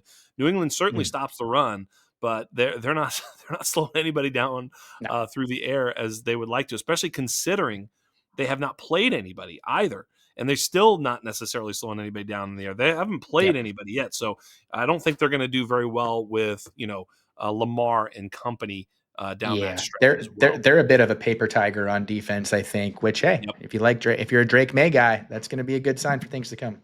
Absolutely. Mm, One of the other ones is the Philadelphia Eagles. Same thing. mm, And look, they may be gettable. Devontae Smith and AJ Brown.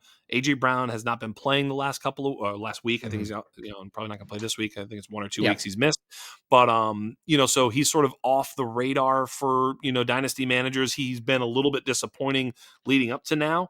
So maybe Mm, people are willing to sell light. The schedule for the Eagles very very soft through the air, and mhm. Jalen Hurts looking a little bit better through the air, and with good matchups, I trust all of it.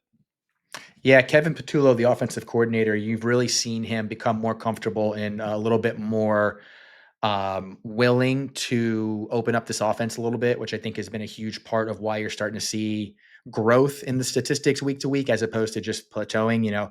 AJ Brown, when he really hit rock bottom against Tampa, 43-80 and then 121.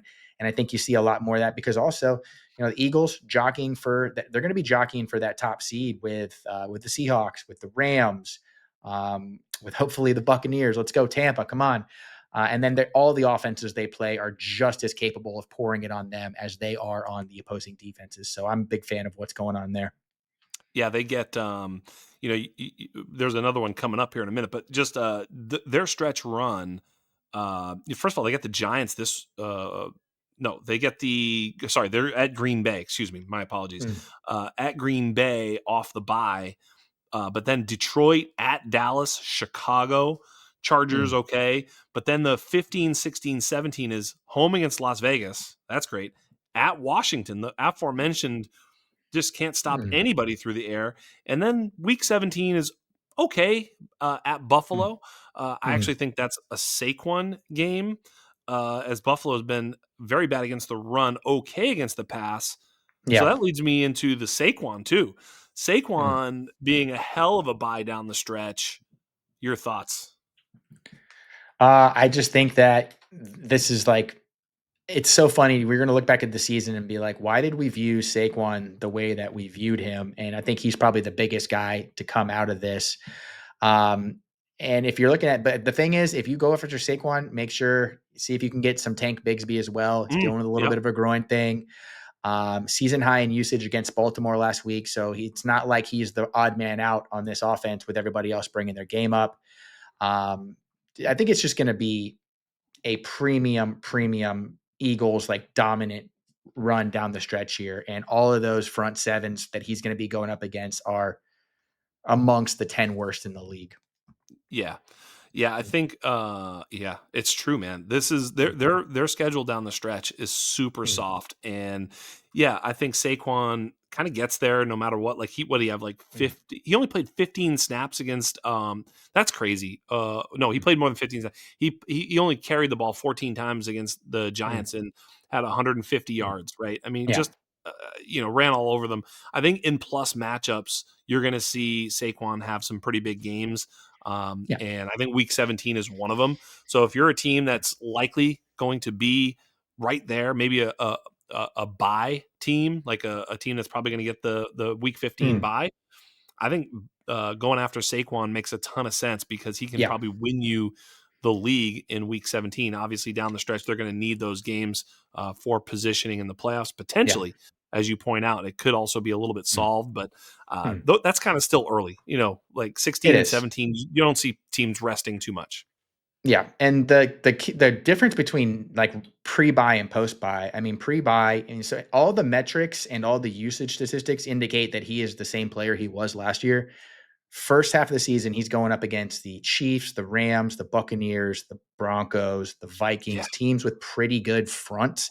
Now he Yes. gets Detroit, Dallas, Chicago, Chargers, who are hurting up there, Yeah. Raiders, Washington, and then Buffalo, who's dealing with some injuries as well. I mean, I think that you're going to see similar usage, but those long breakaway ones that got him to 2,000 yards last year.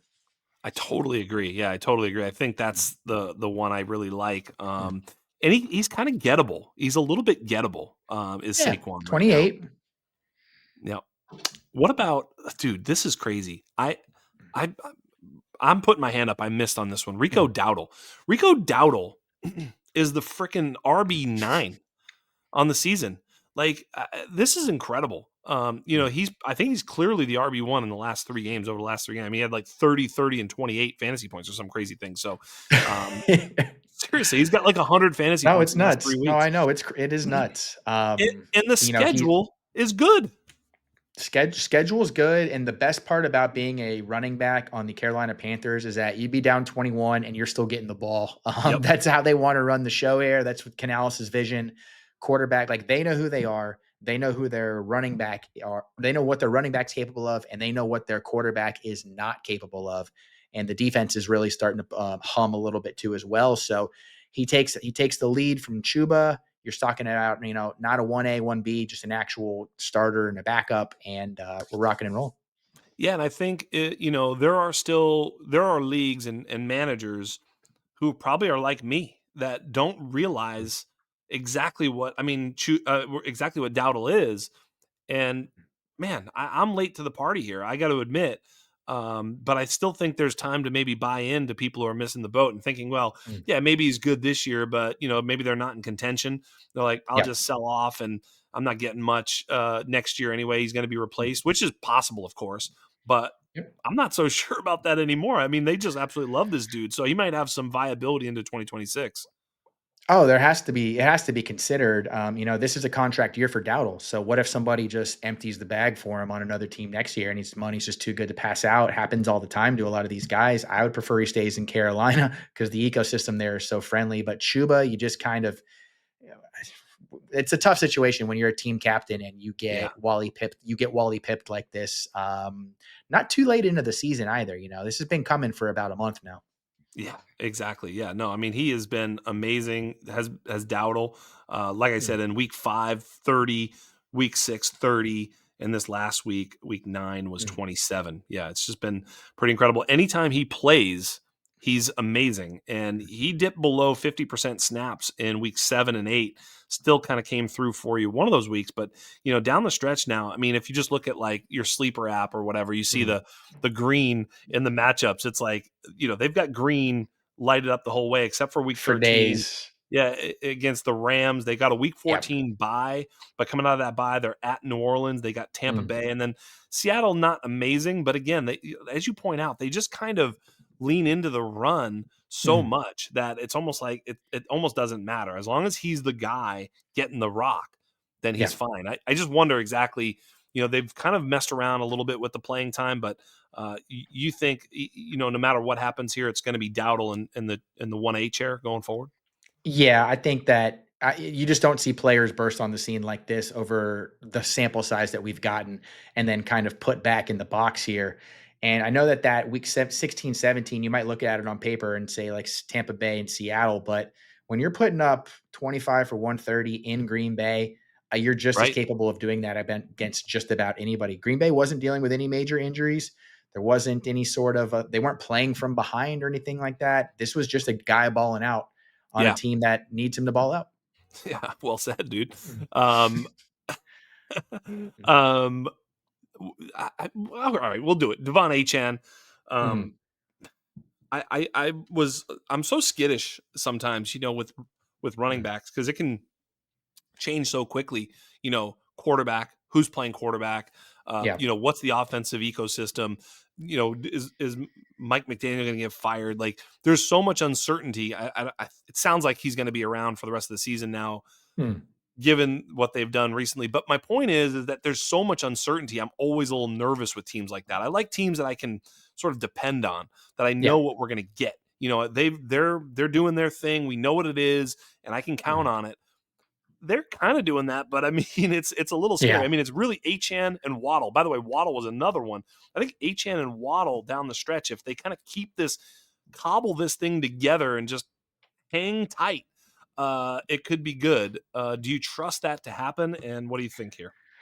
If Mike McDaniel's the coach, regardless of the quarterback, if there's Mm, like a concerted effort to put energy into something and not just like, oh crap, we lost our quarterback, let's scramble all hands on deck, then I feel better about it. Achan specifically, I mean, he's another guy that was an embarrassing game for them. And once again, another player that had a season high in usage. yep. My big concern is that if there is anything with Tua in particular, Achan's stretch without Tua last year was very bad. They Yes. just couldn't get anything going.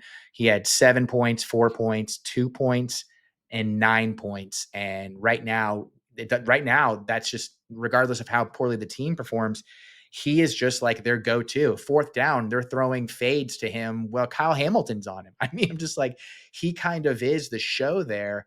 And I like his ability as a pass catcher, obviously, to just get out of any PPR hole he might be in. Can't really get game scripted out. I just Yeah. try and read the tea leaves with what the quarterback situation is here. Yeah, other than week 1, he basically gets 20 plus Achan, that is, Mm, gets 20 mm, plus opportunities every single game, and that's kind of the mm, point. There's a couple games where he gets, 13 and mm, 14 carries, and you're like, "Oh, mm. that must be bad." No, he gets 10 and 7 targets. You know what I mean? Yeah, Like, his it's worst just game is RB 17, and he has 6 RB1 finishes despite the quarterback, despite the line, despite the game scripts. yes, exactly, and it's exactly right. If they're behind, he's getting targets. Like, he got 10 targets this last week. Mm, Um, Admittedly, not all that great in terms of the quality. I mean, he had 39 yards on 10 targets. I know that's not awesome, mm, but he was targeted in the end zone for the game winner, which or whatever, not game winner, but to come back, and it was like this awful, awful play. But nonetheless, they're going to him, yeah, and it's dump off city for Tua, mm, and he's just good enough, Tua that is, to keep them alive in a lot of these games, mm, especially when you consider some of the opponents. yeah, Cincinnati and Tampa Bay in week 16 and 17. Tampa Bay hasn't stopped anybody in the yep, run or the pass. So, and again, as you point out, game script independent. Week yep, 15 not so good at Pittsburgh. I don't really love that matchup, but mm, Jets, New Orleans, Washington, even Buffalo this week in week 10. I just really mm, love everything they've got down the stretch. So yeah, for me, mm, I do like some Achan and Waddle, and it's really yep. condensed target share the whole time. It's basically Achan and Waddle every play. Yeah, and that's one. I mean, I think that's a team that you're going to see more managers than not kind of ready to turn the page on Yeah, owning Dolphins players, maybe getting right. ahead of whatever drop in value they may or may not have, depending on what the team ends up doing. But that's your opportunity to take advantage of acquiring talent. Absolutely. Last couple here. We'll Mm, we'll uh, we'll we'll end on a couple. By the way, mm, everybody, Chuck Bass, both of them joined us today and really rocked it. Thanks, Chuck. Appreciate you, brother. I appreciate it, man. What better way is there to spend a Tuesday? Yeah, absolutely. Lots Mm, of fun. Thank you so much for mm. being on the show. We'll Of finish with course. a couple more, and then we'll roll on out of here and Mm. let the people go enjoy their weekend. Um, Yeah. Bucky and Rashad. Now we're I, talking. yeah, I think Bucky was supposed to. Well, first of all, hasn't he already missed like 4 games, and they didn't put him on IR? So I think it's probably not what they thought was going to happen. Mm. I wonder if he's going to be back, when he's going to be back, and then if and when he's going to be able to hold up. So that's why I put Bucky and Rashad. Look, if you told me Bucky's healthy the rest of the year, I don't even care about Rashad White. I just want to have Bucky Irving and let's roll. Yeah. But I do think that you might want a contingent handcuff here if you own or one of them Yeah. or acquire both of them at the same Mm. time. Um, although that could be a little expensive. Mm. So given the uncertainty of that, Mm. it's a little bit of a question mark for me, but not the matchups and Mm. not the team structure, as I think they're going to Mm. need to really rely on these running backs given the wide receiver injuries they've got. Your thoughts? Yeah, it's a tricky one because Bucky's kind of like the forgotten RB1 here. I mean, he was Yep, top 10 running back first month of the season. And I think he picks right back up when he comes back for a couple reasons too, right? You mentioned totally. the schedule is very nice. They've lost enough wide receiver weapons that they are going to have to rely on the ground game.